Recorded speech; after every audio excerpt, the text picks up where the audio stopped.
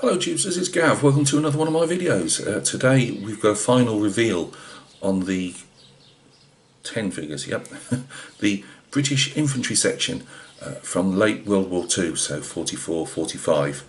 They've got the windproof smocks on, so it's not the Denison smock that the airborne forces wore, although the camouflage looks quite similar to me. It is a windproof smock. You know, they weren't particularly thick. You see some of the guys, well, you'll see in these, what I've done here, I've put some in battle dress trousers and some in the windproof smock trousers, so they're all cammed up. I have seen obviously pictures of the trousers with the camouflage, the windproof smock trousers, that's the word I was after, but it seems to me that whether it was too much of a bind to, you know, trying to get round with extra trousers over the top of your normal trousers, they seem to tend to wear more just the top layer. But yeah, I've given them also rubble bases because I wanted to make them look as if they were going through maybe a Rhineland town, German town, town in the Netherlands, you know, that type of feel that's been heavily shelled or bombed out,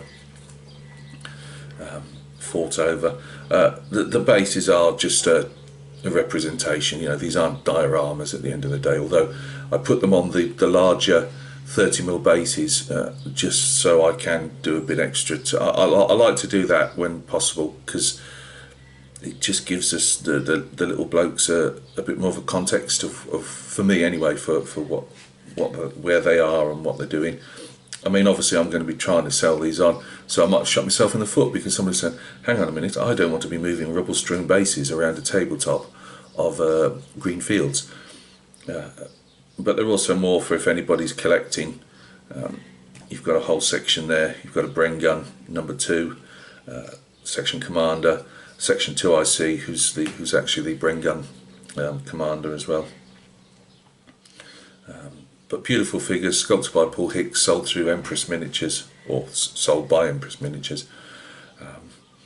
Again, I have no dealings with these guys whatsoever. I've bought these figures, and I was just so impressed with them. I know I keep saying it, but I've been really impressed with them, and I'll definitely do some more. And I've got a few extra spares, so I'll do some type of different rifle. Well, say a different rifle section, but I might pick different figures out, buy some more in at some stage. They do obviously German and American figures as well, but these, it wasn't so much because they were British. Obviously I'm British. It's just the fact, I just thought they as I said to you guys, they look like they've just come out of a newsreel, you know, from World War II.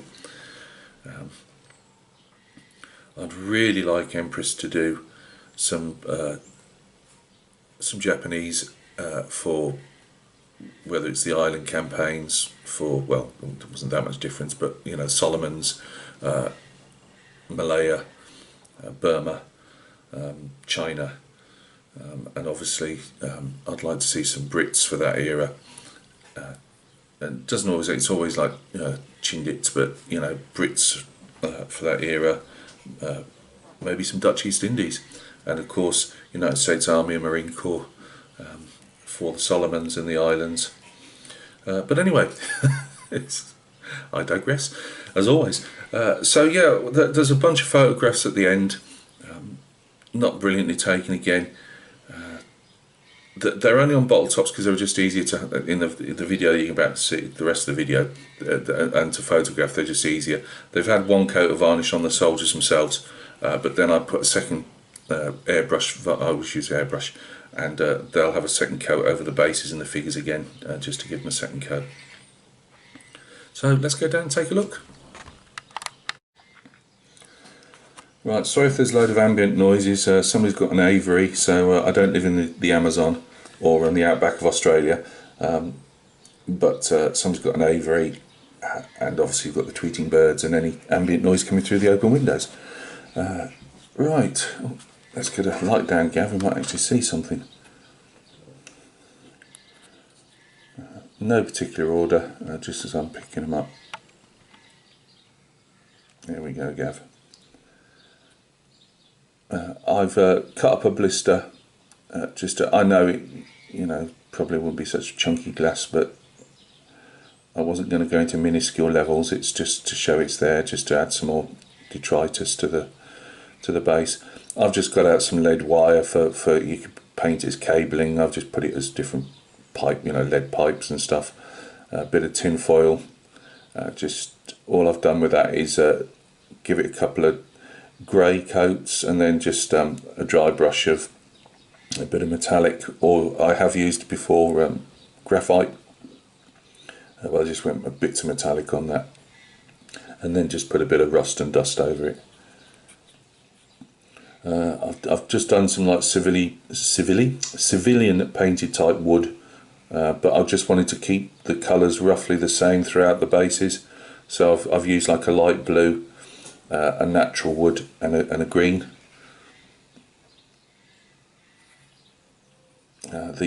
As you'll see, the different webbing, I've got some colder colours and some warmer ones, because you tend to find with the webbing details, so the small pack here and respirator case and stuff, or gas case if you want to call it that, they tended to be sometimes like this. They'd fade. They'd almost have a yellow appearance. They'd have like a greeny yellow as the dye was, I would presume, was fading, and they'd have like a more colder green. That's always my favourite to do, but I decided to mix them all up again, just to make something, as much individuality out of them as you can. As I said to you guys, if you're not into painting flesh, then most of them have got cap comforters on, which, like the balaclavas, and you've got a tiny face. There's hardly anything to go at there. There's nothing majorly concerning. I do a bit of black lining. I don't always on figures, but on things like this I do, just to try and break up outlines, especially when they're all camouflaged. So that's our first one.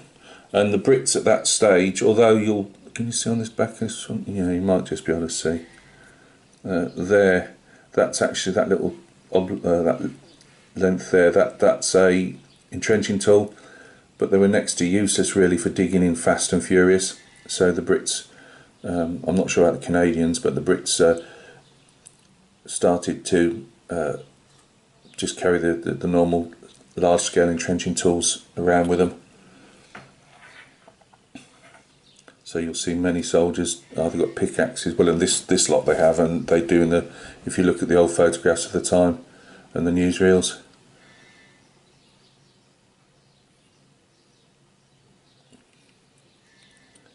I've just gone through, what I do is I save every scrap of plasticard, styrene sheet, whatever you want to call it, of different scales. I keep everything in old, like takeaway containers when I'm doing my modelling and that, and it all helps. I was going to put some bits of 1 in 35 scale tank that I save, not wheels and that, because obviously they look massively out of scale, but anything that could just look like industrial. So as I say, but for this one I did try making my own barbed wire, and I made it way too thick. But I've done bits of pipe, and stuff, just to give it that rubble strewn feel. He's the Brain Gun Group commander, so he's a Lance Corporal, and he'd be the Section 2 IC. So if the Corporal went down, he'd lead the section.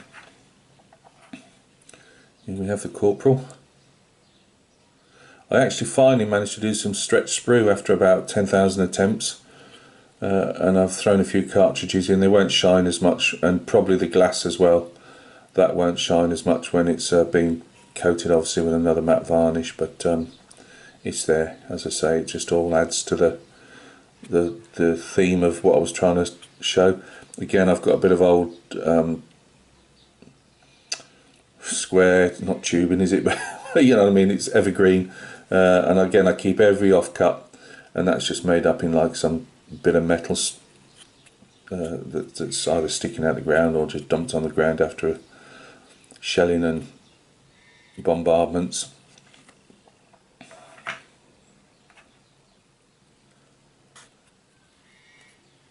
There is a bit of rusty barbed wire there. As I say, I did it way too thick. That's a note to self for next time.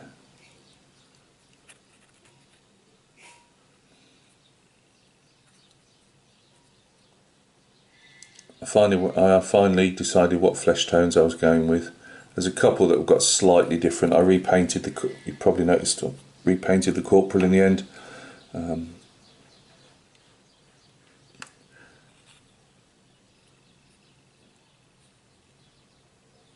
The eyes are absolutely tiny. I did some better than others.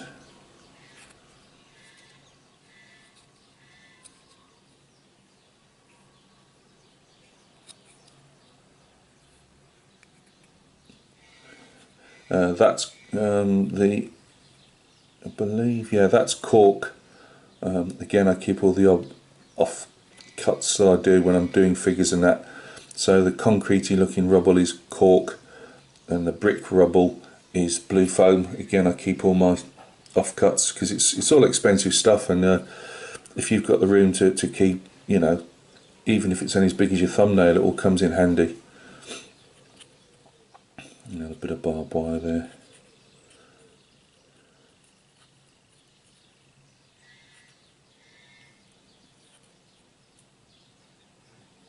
There's poncho. They really are nice. As I say, I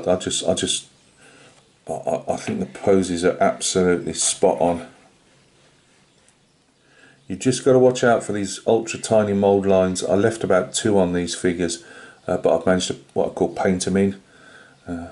If you're really careful, you can sometimes paint them in as a just part of. If you use the right colours at the right places, you can disguise them. Doesn't mean a great big one down a leg or something, but just a small bit you might have missed, because these have got really tiny mould lines. I say mould lines are just part of the process, you can't get away from it, and I prefer to have little tiny ones and great big chunky ones that break scalpel blades, which has happened before on figures.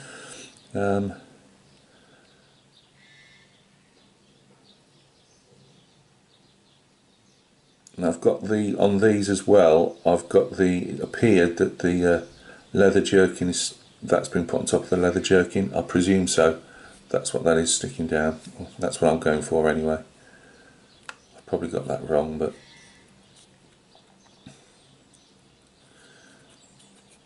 I don't think that looks out of place. With the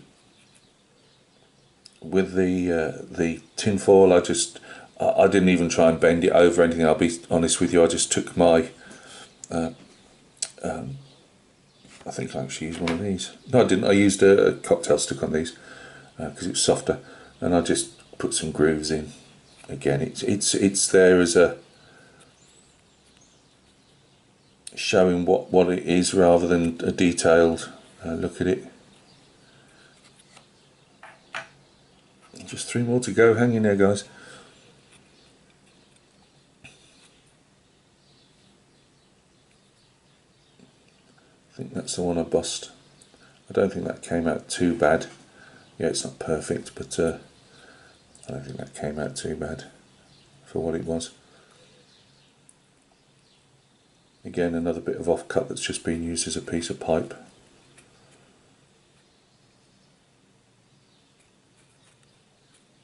I didn't go overboard with the concrete. I just gave it all everything got an AK primer. That's what it does. After black primer over it, brushed over, and then just a couple of coats of different concrete colours from AK, and then just dry brushed again a bit of brick dusty type that I'd used on the bricks. This gave this guy a bit of a mix of webbing, so warmer and that colder, greenier look. I was going to go for doing a civvy scarf on one of these, and I didn't do it in the end. Perhaps I should have done. Now the Bren gun served the British Army proud for loads and loads of years. That's just a bit of copper wire. It could be some comms wire, you know, to a field telephone. It's just got obviously debris dust all over it. Or it could just be an electrical cable. You can make your own minds up. Again, a bit of lead pipe, it could be anything. It's just there to... I didn't want to make huge, great big walls up on these. You know, I just wanted to give that feel of going through. Here's the last one, going through a town that's been well and truly knocked about.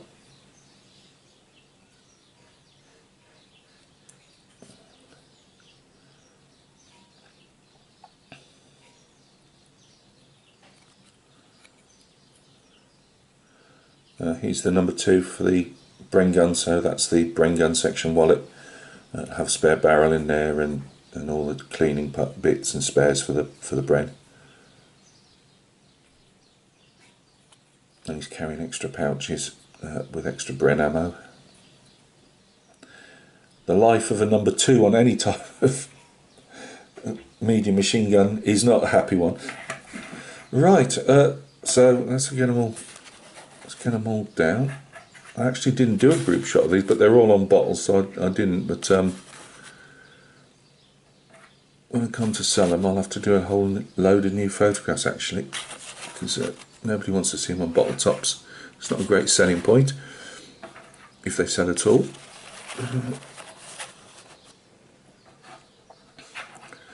But yeah, pardon me. Highly recommended.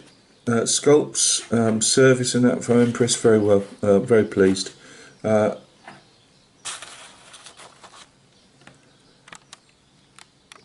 know, you don't have to do them on rubber bases. Obviously, you can do them on the usual tufts and whatever. I just fancied doing these. You know, I enjoyed doing the Huey figures for my own collection for Vietnam. And when I saw these, I thought, yeah, this is classic, going through the Rhineland and, you know, crossing the Rhine and all that stuff. So, and the Netherlands. So, yeah, thanks for stopping by and taking a look. What have I got coming up? I've got the first 10 figures of the clients, 15mm. They're 15mm, but they're being used for Epic. And they're metal. So we'll have a look at those. I think they're 28th of foot, North Gloucestershire's. So I'll have a look at those in the next day or two. I've had to have an enforced layoff on the... if you remember, I was going to... Not any of you guys watching this will be bothered, but I was painting the USS Lexington, the 1 in 700 aircraft carrier I'm building. But we've had a mini heat wave in the UK, and I just didn't... I thought I'm just going to end up with all the dusty paint. It's not going to work. And also I've been working on the 29 Roadster, Ford 29 Roadster, in 1 in 24 scale car that I'm building. That was going to have some primer on it. They're both going to be... I need to paint the Lexington because I put 1001 squares down of masking tape, and I don't like to keep it on too long, so they need to be painted tomorrow. So I'm going to have another play around with the 29 tonight, just doing any bits that I think I can do on it glue wise, and but hopefully get at least some portions of that. It's all clean as far as I keep saying it's all clean until I find another mould line and something else I hadn't actually cleaned off, but on the whole it's all ready for primer, and obviously I'll do it in sub assemblies, so I should see some movement on the 29 hopefully. Right guys, thanks for stopping by and taking a look. I'll have those couple of MVA figures that I was painting up for my collection before Steve Sanford sent me that giant box of Vietnam related figures. So I've got a couple of MVA that I'll be showing off soon. There'll be an update on Lexington obviously. Yes, I am the only one apart from Paul and a couple of others that actually enjoy seeing the Lexington updates, but I enjoy it. I think that's it for now. I will have to now these are done, I'll actually prep some more figures up. So I'm painting for the client at the moment. I don't really want to be... I don't do Epic when I'm doing... I don't paint Epic to sell when I'm doing his Epic because it's all a bit too much. So yeah, we'll probably have some 28s, probably some more Vietnam stuff for myself that Steve sent me, so we'll probably get some of those cleaned up. Oh no, I haven't. No, sorry, Steve. No, you'll have to wait in the wings a bit longer. I've got. So what am I talking about? I've got 3 prepped up Vietnam figures ready to. They're all ready to put paint on. So I've got 3 Marines, well, 2 Marines and a Corpsman to do. So yeah. Anyway, rambling along as always. Look after yourselves. Hope everything's going well with you, and we'll catch each other very soon on another video.